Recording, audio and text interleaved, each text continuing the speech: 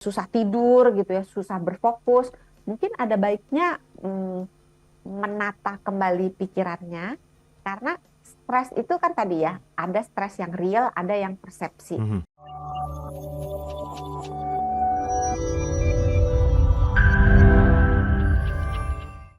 Tanda-tandanya sering mengalami gangguan-gangguan sakit kepala, susah tidur, Oke. ototnya rasanya kenceng, Mhm, pegel mhm. gitu ya.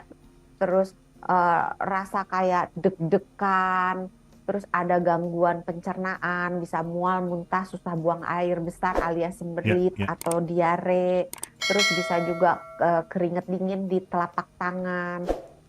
Terus rasanya kayak tenaga tuh nggak ada, maksudnya cepet capek, nggak Mhm. ngerasanya enak gitu, bangun tidur kok rasanya masih capek, Ya. nggak seger gitu. Terus baru kerja sedikit capek, kemampuan berpikir, kemampuan mengingat, kemampuan apa daya kreasi, daya kreativitas itu menurun. Kemudian yang tadinya punya hobi kok sekarang jadi males, kemudian cenderung menarik Ya. diri, atau yang tadi Pak Jafar rasakan, oh, Cemas. apa cemas gitu ya, cemas berlebih gitu. Cemas berlebih, ansietas itu temannya stres.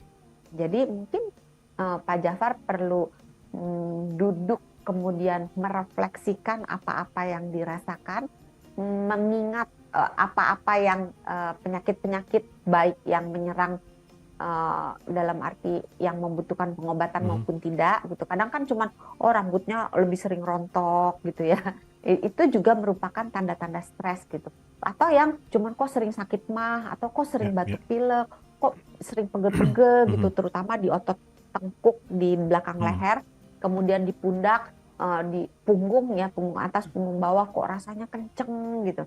Nah, kalau terasa seperti itu ya, atau susah tidur gitu ya, susah berfokus, mungkin ada baiknya menata kembali pikirannya, karena stres itu kan tadi ya, ada stres yang real, ada yang persepsi. Mhm, Kalau yang real kan susah ya, kalau misalnya mhm, rumah kebakaran itu kan real. mhm. Tapi kan stresor itu banyak yang persepsi. Nah, kalau misalnya yang persepsi itu bagaimana kita membingkai sebuah masalah menjadi Ya, sesuatu yang eh, eustress daripada yang distres. distress. Misalnya, kalau misalnya kita punya bos yang menyebalkan Mhm, misalnya, kita mungkin bisa membingkai masalah itu menjadi bos ini memberikan kita tantangan lebih mhm. supaya kita bisa bekerja lebih efisien, lebih baik, lebih outputnya lebih memuaskan supaya dia nggak jadi menyebalkan misalnya Ya, gitu. Jadi ya, kita mengubah pola pikir kita ya. supaya lebih menyesuaikan, supaya arah stresnya ke yang eustress, ke stres yang baik daripada ke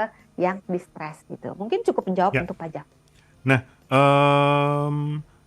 kalau kita berbicara tentang cara mengatasinya, dokter, Pak Surya ini bertanya, kalau sudah stres, kemudian apa yang harus dilakukan, dokter? Iya, terima kasih Pak Surya atas pertanyaannya. Selamat malam. Memang kalau misalnya kita udah stres, yang paling gampang itu adalah tetap menjalankan gaya hidup yang sehat. Karena kalau kita stres cenderung makannya tadi, Mas Daniel kan. Nah, kalau stres obatnya makan gitu kan.